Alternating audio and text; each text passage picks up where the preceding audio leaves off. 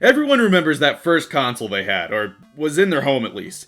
I mean, my parents didn't buy their Infinite Genesis, but the point is, everyone remembers that first system that was inexplicably there when you were, or at your cousins or friends. No matter what, if you're a gamer, you remember what you grew up with. Life of Pixels is a game that doesn't ride the nostalgia train. It's the friggin' conductor.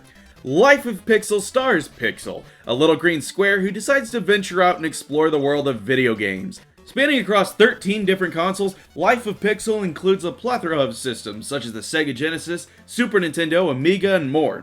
I gotta say, I'm surprised by how ballsy Life of Pixel is in regards to copyright, since most other titles typically avoid the wrath of Nintendo and other companies, but I guess they got a free pass since this was released on the Wii U as well. With that in mind, Life of Pixel's angle is that it tries to limit its graphics and sound to each system presented. For the most part, the goal is met with pretty good results. To people wanting to get that nostalgia trip in, seeing Pixel with a slowly color ascending Atari background or with the limited color palette of the Commodore 64 will bring back memories. While the attempt is there and Life of Pixel does a fairly accurate job of trying to keep within the console's limitations, there are plenty of times where there are either too many colors or sprites that the intended system was able to handle. This is most noticeable in the NES stages, where there's just a little bit too much detail in all aspects of the levels. The music both manages to add to the experience as well as become a detriment. The tracks presented, like the graphics, attempt to stick to the limitations of the consoles within the game, and again, they do a fairly good job. The problem is that these tracks quickly become repetitive, as they're all you hear once you've selected the console. Earlier levels that are easier, this isn't too much of a problem, but once you start cracking the Nintendo levels, you'll begin to notice. Each console is given a set of 8 levels to play, most are fairly quick rounds before moving on to the next. Gems are scattered throughout most sets of stages and can be collected to unlock more levels and consoles later on in the game.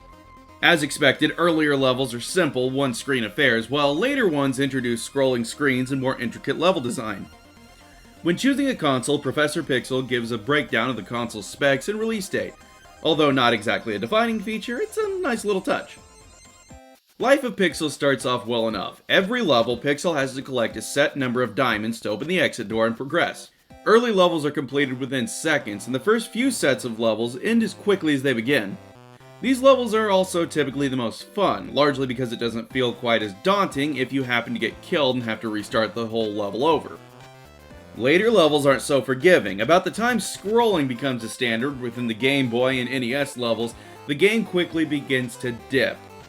Pixel can double jump to clear gaps and make his way across platforms, but as far as attacking enemies, he has, well, nothing. Jumping on enemies only hurts Pixel unless he picks up the potion power-up, and that's only good for a few brief seconds before returning to normal. Pixel has 2 hearts, so 2 hits from enemies and it's back to the start. Meanwhile, spikes, water, and pits kill Pixel instantly, and nearly every stage in this game is littered with these traps, making you wonder if the hearts are really worth anything in the first place. Having challenge in your game is not a bad thing, but it needs to be due to skill and not poor level design. Life of Pixel takes after the latter, with wonky physics and, at times, broken hit detection. Jumps are occasionally very precise, with spikes being right there to send Pixel back to the beginning of the stage. Later levels can take upwards of 3 minutes or more to complete, which might not sound like much, but when you have to keep repeating entire stages over and over again, that 3 minutes adds up quick. It doesn't help that you can't do anything about the enemy placement since, again, Pixel is completely defenseless.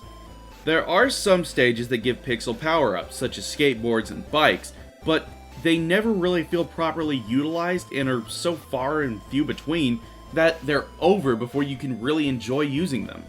On the plus side, Life of Pixel does not include a life system, but it does keep track of every death throughout your journey. There are plenty of hidden secrets and puzzles to solve, and when it works, Life of Pixel is pretty fun. The levels are a mixed bag to say the least, but the ones that work are fun. The problem is that's half of a good game, and half of a pretty poor one.